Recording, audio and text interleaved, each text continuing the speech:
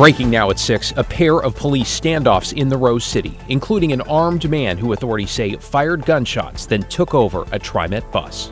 As you can imagine, this had to be a terrifying situation for everyone involved.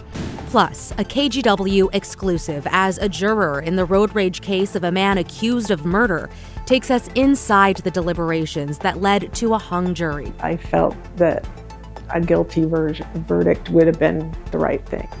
And the students giving local firefighters a warm homecoming as they return from Southern California. It's very, very heartwarming. Tears to the eyes.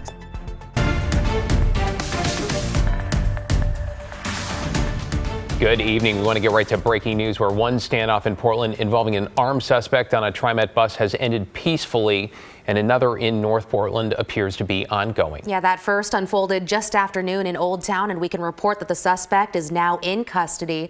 Meanwhile, in the St. John's neighborhood, authorities say a wanted person has been barricaded inside a home since late this morning. We've got team coverage. John Adams is keeping an eye on that in St. John's. But first to Alma McCarty outside police headquarters. And Alma, it sounds like the suspect there essentially hijacked the bus. Yeah, David, Christine, that appears to be the case, and that is what police are saying. But as of 3:40 this afternoon, that standoff, essentially in the heart of Old Town, has ended peacefully. Like you said, the suspect now in custody after several hours of crisis negotiators and officers working to try and get him off of the bus. Now, we should point out that the bus operator was not on board as police employed various tactics like flashbangs and then finally a chemical agent onto the bus to try to coax the suspect off. Now, according to Portland police, officers first responded to reports of a man pointing a gun at people as they were walking by in Old Town, and then more reports came in that he had actually fired that gun. Officers say the suspect boarded the bus, ordering passengers to get off. And according to PPB, the driver in this situation, the TriMet driver, acted very calmly, opening the back doors and allowing riders to get off quickly and safely. After the suspect demanded the driver take him for a spin around the area, the bus ended back around Northwest 3rd and Gleason, and then the suspect allowed the driver off, but then barricaded himself inside as several people looked on. Just one of those situations that we deal with in this city on an everyday basis, and everybody's got their good days. Some people have their bad days, and it so goes to where they make bad choices, decisions, and it turns out to be something like this. Now, although investigators said that the suspect allegedly tossed a gun out of the window of the bus, they were not sure if he had some other type of weapon on his person. And so there was a really big police response in Old Town. However, they said that it was very quickly contained. Anybody who was in harm's way was moved back and out of the way while they were handling this situation. And they have no injuries at this time to report. Again, the standoff is over and the suspect is in custody. David, Christine, back to you. Yeah, appreciate you keeping us updated on this developing situation. Thank you so much, Alma. Yeah, touch and go for a few hours there. Let's bring in John Adams live in North Portland, where police say a suspect has barricaded themselves inside a home. So, John, any movement there as far as you can see? Well, David and Christine, this situation has been steadily developing since police arrived early this morning, just after 8 o'clock, when they received reports that a man with warrants, multiple warrants, was seen outside of a home here. And we were just told moments ago by a police spokesperson that there are multiple police robots inside that home right now trying to identify exactly where that person might be. Now, a PPB spokesperson told us the man initially tried to get away by running through a neighbor's yard, but eventually returned to the home they believe he's been living in. Officers quickly set up a perimeter, taping off numerous blocks in this neighborhood. They're concerned he could be armed.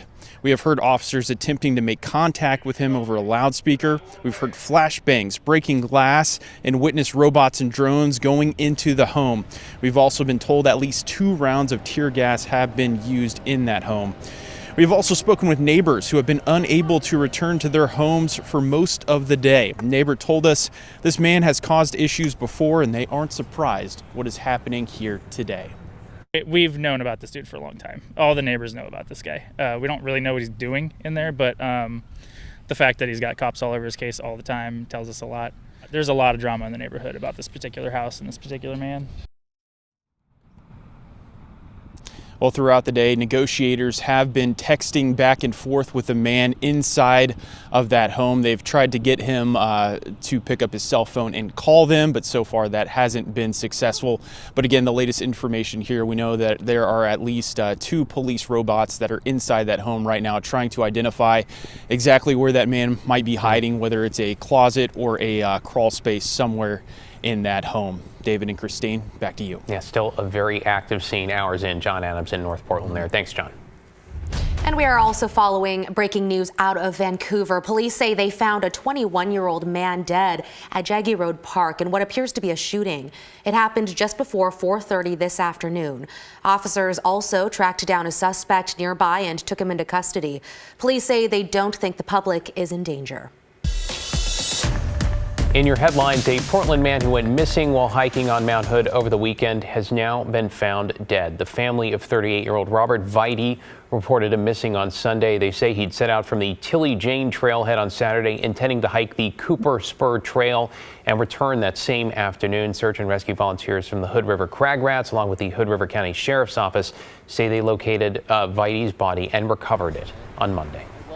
A man who formerly worked for the city of Gresham addressing homelessness has pleaded guilty to felony theft charges. In October of 2023, Kevin Dahlgren was indicted on 19 counts, including first-degree theft, identity theft, and official misconduct. Prosecutors say he stole thousands of dollars from the city by using a corporate charge card for personal expenses.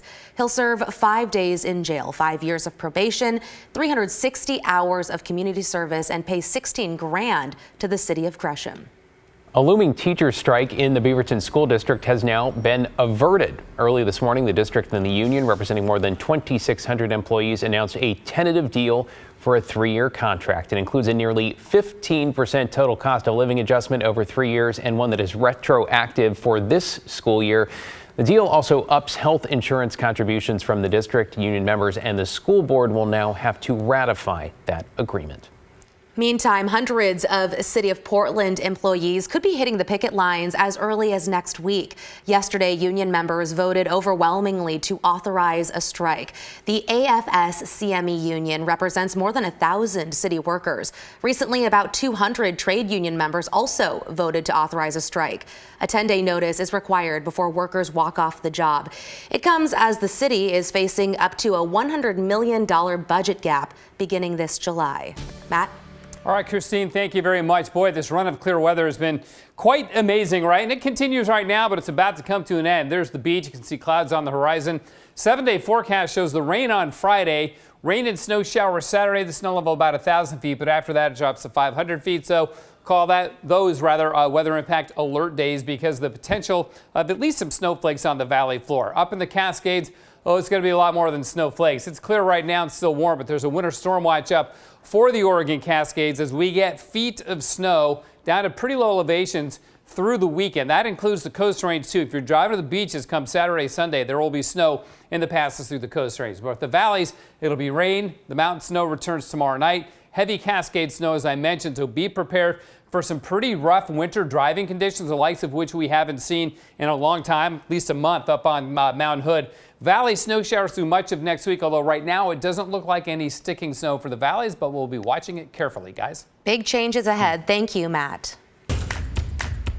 Now to a KGW exclusive where we are hearing from a juror who served in the murder trial of an Uber driver recorded on video shooting and killing a man in downtown Portland. Right. It's a trial that ended with a hung jury on some of the charges when jurors deadlocked on whether he should be convicted of murder. Evan Watson joins us now in studio. Evan, you got some insight into what happened behind closed doors. Yeah, when you want to know what that looked like, you ask the jurors themselves right after this case ended. And that's what I did in this situation. That Multnomah County jury found Jeffrey Hammond guilty on assault and weapons charges, but they deadlocked on the murder and attempted murder charges. Once a case ends, jurors are allowed to share what happened, so I used public records requests to find some of the jurors and sat down with one who explained the final vote. A warning, some of the following video depicts graphic violence.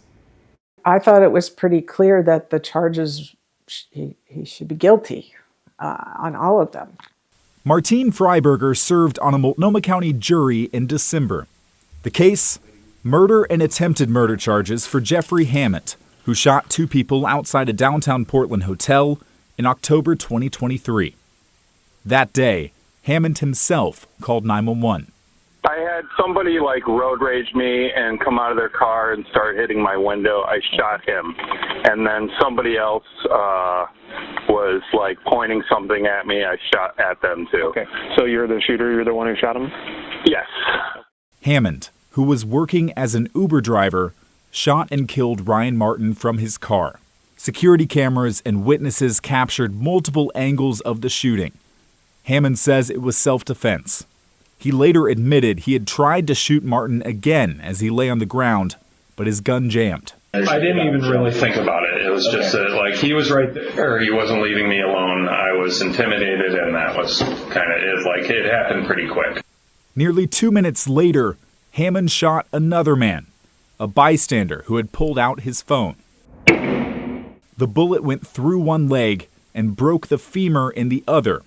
The man survived. As he rolled on the ground in pain, Hammond started to drive away and fired again. That shot missed. These videos were presented to the Multnomah County jury in December. Freiberger says it was clear to her that the shootings went far beyond self-defense. Especially the video evidence. I mean, what can you deny about that? Ultimately, there was a hung jury decision for the murder and attempted murder counts. How did the jury get to that decision? Well, we did deliberate for 3 days, and it was just one person that held fast to their perspective. One of the 12 thought he was not guilty. Right. And for a guilty verdict, it needs to be unanimous. Unanimous, yeah. In a very slim way, I could see what they were saying, but I did not agree. I felt that a guilty verdict would have been the right thing. Hammond is being held in jail after the jury found him guilty on assault and weapons charges. He will now get a second trial in front of a new jury on the charges of murder and attempted murder. That's set for April. Knowing that 11 of you, 10 and yourself, saw this as a should-be guilty verdict, do you think your expectation for a future trial is that there may be a guilty verdict there? I would hope so. I think there was plenty of evidence. If the upcoming second trial ends with another hung jury, it would be up to the district attorney's office if they want to pursue another trial. There is no limit, interestingly, for how many they could retry, but at some point it's a question of resources. David? Yeah, Evan, appreciate your reporting on this. Great work.